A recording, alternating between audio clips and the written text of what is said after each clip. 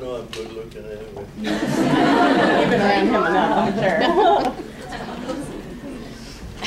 I guess Miss Johnson already told you my name.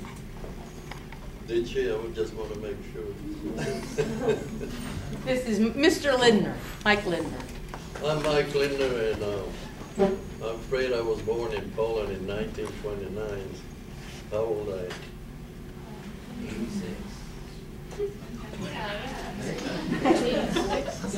83. So I'm 83 and I have a lot of miles behind me, as you know. But you know, I got up today at 5 o'clock, which I usually don't get up that early. And the reason I do that is because I care for you people. I love to talk to young people like you. Because that reminds me of my age, you know, when I was, when the war broke out. I was about I was 10 years old. Speak louder, Mike. So I was a little younger than you. But Mike, I feel we can move this up a little bit, Mike. We can move it. I Watch your feet. I talked for the last year and a half now. I talked to about over 7,000 people like you and all kinds of people, old, young, whatever. And the more I talk, the more I love to talk.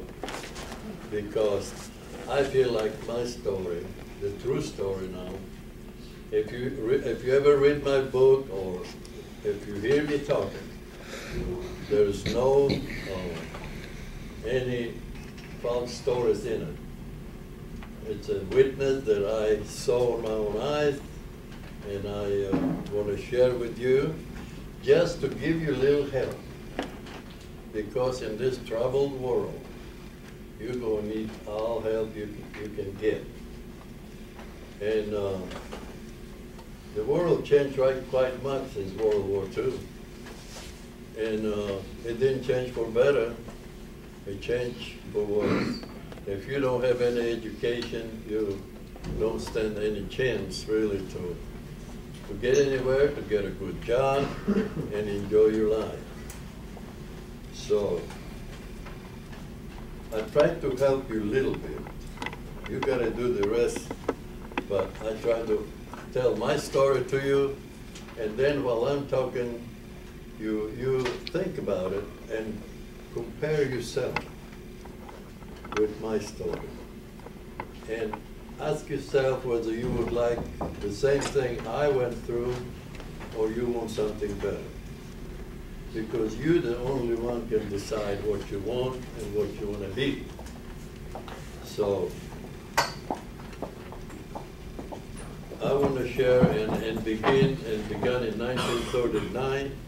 I was a young boy with plenty of ideas, with good students in school, and I had a scholarship in art that I was going to go after I finished high school. I have a lot of dreams. In my mind, I was imagining that I'm going to be a great artist of Poland, you know, one day, and I'll be famous. But you know, to be famous is not important. It's what you got in your heart and what you're doing to yourself and to other people next to you. So the dreams did not come true to me because the war broke out when I was 10 years old, almost exactly 10 years old. So Germany and Russia split Poland in half. Can you imagine if some enemy come and do this to this country, and you would know who you belong to? So the Russian army that I used to stay with, so is my wife. We lived close by, but we never knew each other till we came to Kingston, North Carolina. So it's a small world in treatment. So I had to put up with the socialistic and communistic government. There was horrible. The first thing they came, is to try to destroy all the churches. How many of you go to church? Wonderful. Surprise. God bless you. And first thing you know, they try to discourage you not to go to church, not to believe in God.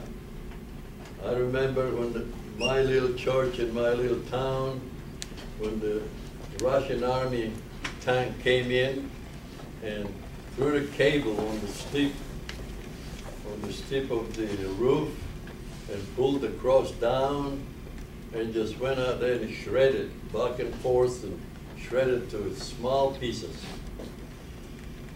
just to distract me. But that wasn't enough.